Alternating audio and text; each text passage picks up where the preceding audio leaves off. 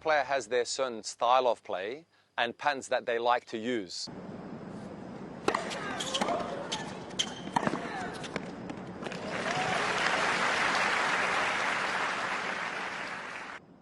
What I like to do is, let's say after the serve or after the return, is to hit probably the first couple cross courts, and then you actually, change direction by hitting the down the line.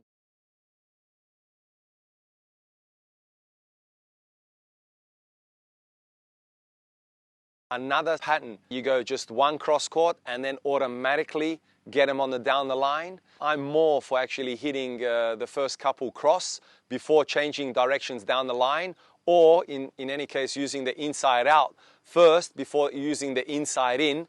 As inside in, you got to make sure that it's the right one. If it's not the right one, well, what will happen is your actual opponent will take advantage, and then they'll hit the first cross court and get you on the run and then dictate play. Coach Life is the most incredible tennis platform I've seen to date. My students often go on Instagram and they see all these things on Instagram and stuff like that, but the problem I've got is it's not from the world's most proven developmental coaches.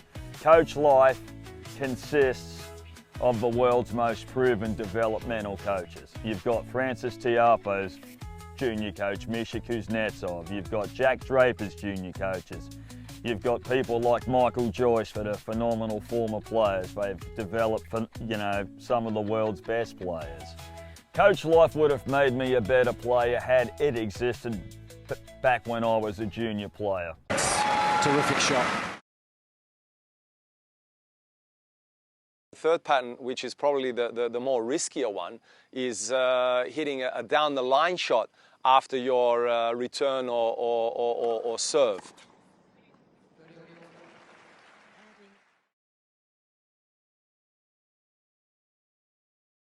Your opponent hits a short ball, which in that case I would tell my players to actually take advantage and actually step up to the ball and attack.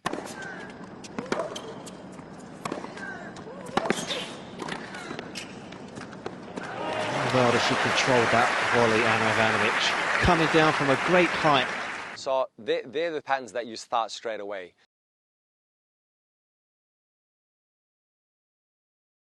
So what I do with my players, if let's say we win today's match, we go and scout our opponents or our possible next opponents. We watch their patterns of serve.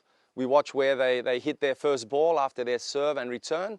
Naturally, we see where they actually make the mistake, whether it's at the beginning or in the first couple shots or in the from 3 shots onwards.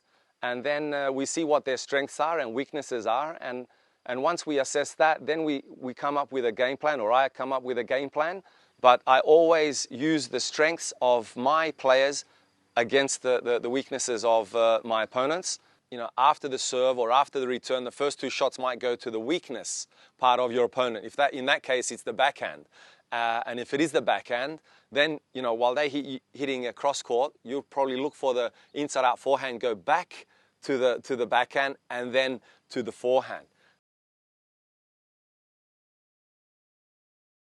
If someone's backhand is weaker, we'll try and actually force the backhand to actually get a shorter ball. So then we can actually pounce and actually whether inside out or an inside in forehand, depending on where it actually lands. Too good. Or if your opponent at one stage gets in a rhythm, they're finding the ball sweet spot. Well, then you try and break up their rhythm by hitting a shorter ball or lifting up a ball to actually break up their rhythm as well.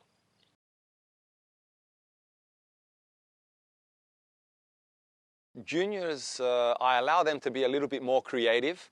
So they can use a little bit more cross-court angles. Why? Because naturally the balls at junior level comes a little bit slower. So they have a little bit more time to actually be more creative, hit the short ball, use their angles. Whereas on the professional level, their balls are a lot more aggressive, they're a lot more deeper. You don't get too many chances to actually even hit the 3/4 shot to actually get your opponent out wide. So, that's why you got to be creative in the junior days compared to the senior days, where you got to stick to your targets a lot more, and it's a lot more physical, and the intensity is a lot more stronger. So, you know, what's easier or you know, what's more common in professional level is really changing of direction, going from the cross, the three-quarter cross, to then change it to the down the line and get your opponent on the run.